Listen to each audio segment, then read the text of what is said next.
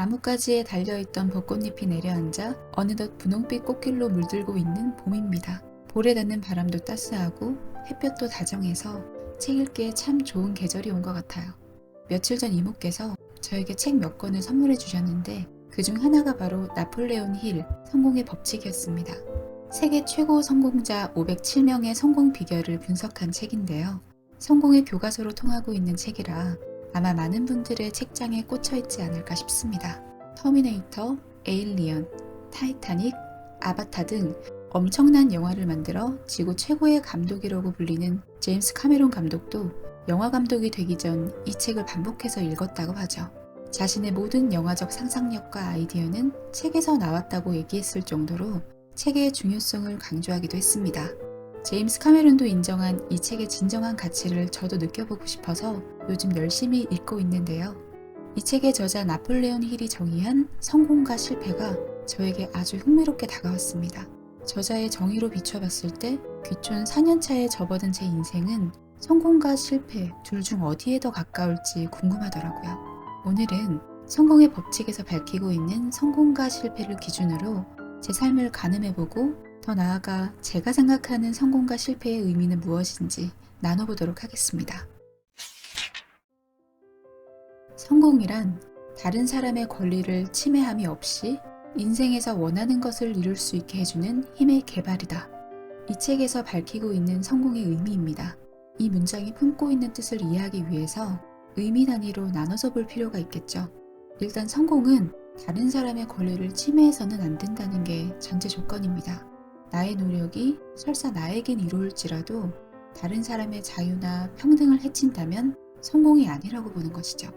그리고 좀 더 성공의 의미를 살펴보면 인생에서 원하는 것을 이룰 수 있게 해주는 힘의 개발이라고 했습니다.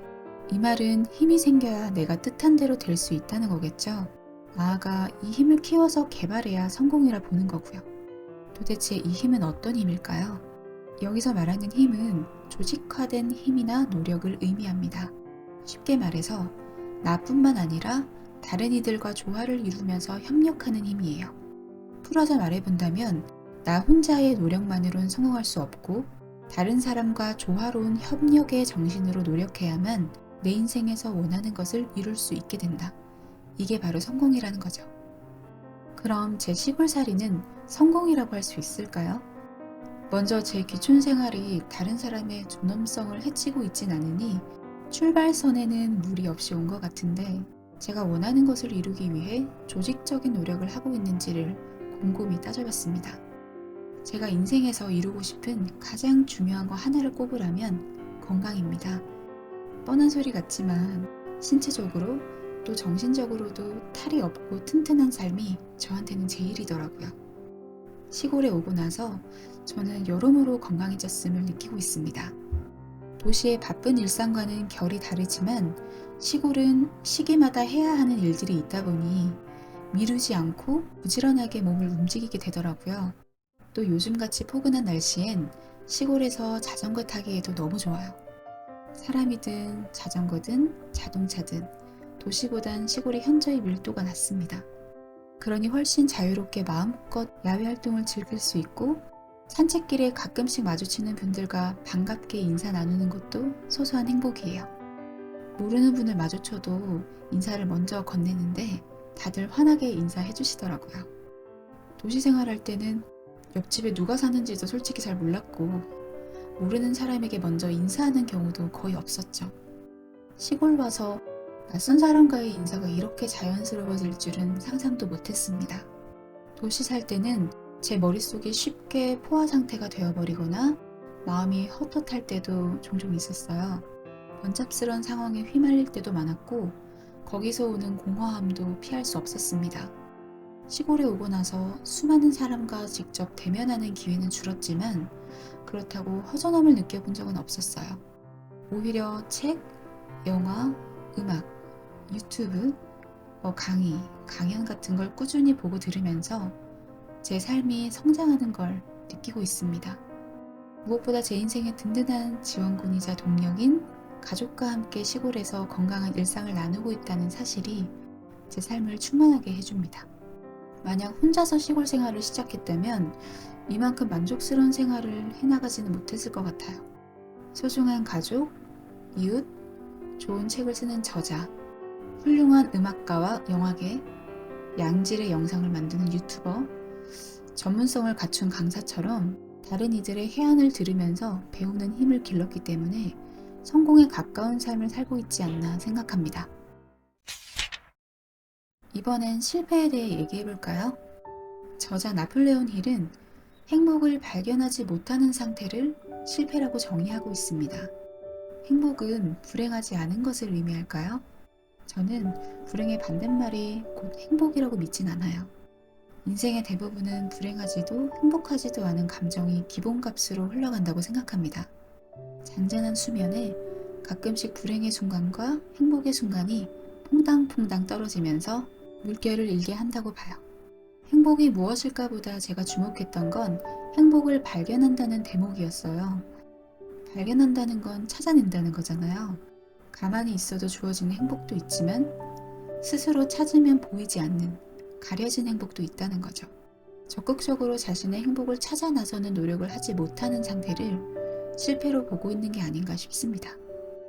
제가 도시 생활할 때도 기쁘고 행복하고 찬란한 순간순간들이 많았어요. 하지만 시골 생활하면서 달라진 게 있다면 내가 언제 행복한지 찾는 연습을 부단히 했다는 겁니다. 무조건 행복해져야 한다는 의무감에 노력했다기보다는 그냥 행복을 발견하는 데 재미를 느껴서 하루하루 보물찾기 하듯이 보낸 것 같아요.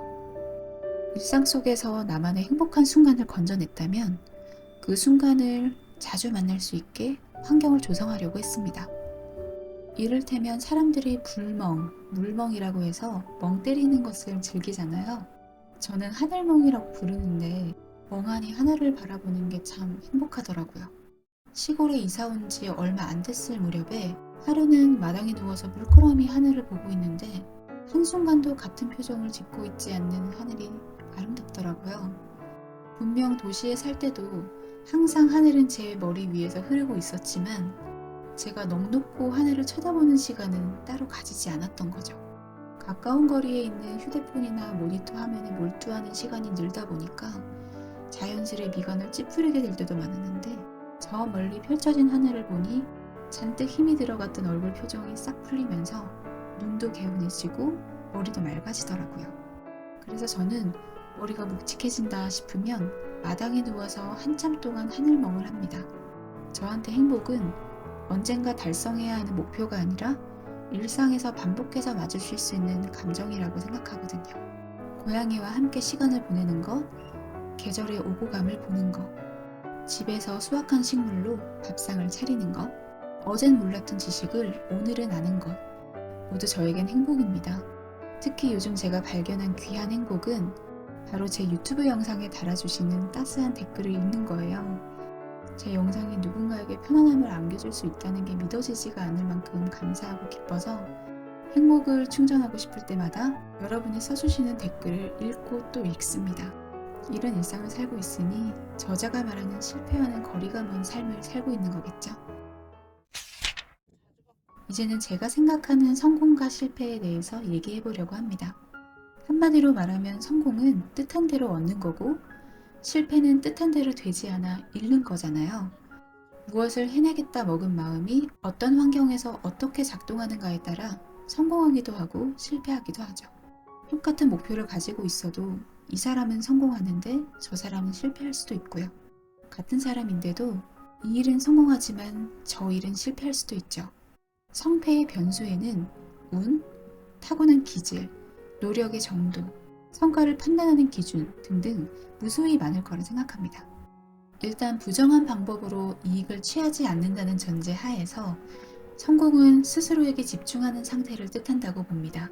반면에 실패는 스스로에게 매몰된 상태가 아닐까 싶습니다. 양궁에 등장하는 관역으로 한번 비유를 해볼까요? 관역 점수판을 보면 바깥 테두리 5점을 시작으로 안쪽으로 가면서 6점, 7점, 8점, 9점 순으로 나뉘다가 정 가운데 핵심이라 할 수 있는 10점짜리 표적이 있습니다.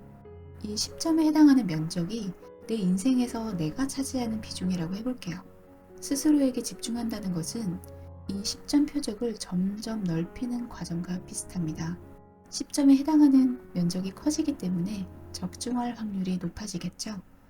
내가 쏜 화살이든 남이 쏜 화살이든 자극을 흡수할 수 있는 유연한 상태가 되면서 내가 뜻한 대로 이룰 수 있는 자양분을 축적하기 쉬워지는 거죠.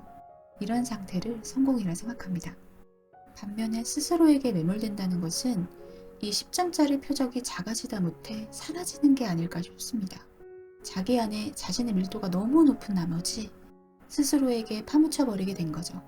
이런 경우엔 누가 화살을 쏘든 절대 표적에 적중할 수가 없습니다. 내가 나를 거둬버리면 어떤 자극도 다 튕겨져 나가버릴 테니까요. 이런 상태를 저는 실패라고 보는 거예요. 저는 도시 생활할 때 스스로에게 매몰되기 직전까지는 가봤던 것 같아요. 늘 성공하는 삶을 선망하면서도 나의 도전이나 생각이 남의 눈에 어떻게 보일지 그것부터 신경 쓰던 사람이었거든요. 제가 제 가치를 알아주는 것보다 남이 제 가치를 인정해주는 것에 매달렸기 때문에 제 자신의 표적을 넓히지는 못했던 것 같습니다. 지금 생각해보면 저에게 그리 중요하지 않았던 다른 점수판 5점, 6점, 7점짜리를 키운다고 여념이 없었던 것 같아요. 귀촌을 결심하고 본격적으로 시골 생활에 뛰어들면서 서서히 다른 격까지는 좀 쳐낼 수 있는 용기가 생겼고 스스로에게 집중할 수 있는 환경을 만들기 시작했습니다. 제가 제 인생에 몰입하는 힘이 키워지다 보니 자연스럽게 다른 사람의 평가에는 너그러워지더라고요. 저에게 시골은 실패 위기에서 벗어나게 해준 고마운 전환점입니다. 이 책에는 유명한 대중연설가의 일화가 등장하는데요. 이 사람은 매일 밤 잠자리에 들기 전에 눈을 감고 이런 상상에 빠졌다고 합니다. 자신이 닮고 싶은 유명 인사들을 회의 탁자에 앉혀두고 대화를 나누는 상상이죠. 탁자에는 링컨, 나폴레옹, 워싱턴이 앉아 있었고 그들의 뛰어난 자질을 닮고 싶다고 되뇌면서 잠들었다고 합니다. 매일 밤 이어진 상상 속 대화가 잠재의식에 뚜렷하게 각인되어서 자신의 성격으로 개발될 수 있게 만든 것이죠. 평소에 닮고 싶은 유명인사가 꼭 아니어도 내가 원하는 일상이나 내가 이루고 싶은 소망을 매일 그려보는 것만으로도 나도 모르게 그 모습에 가까워지는 게 아닐까 생각합니다. 여러분이 꿈꾸는 삶은 어떤 삶인가요? 또 여러분이 생각하는 성공과 실패는 무엇인가요? 여러분의 삶을 찬찬히 헤아려 보는 시간이 되었길 바라며 이번 영상을 마칩니다. 시골이 김책이었습니다.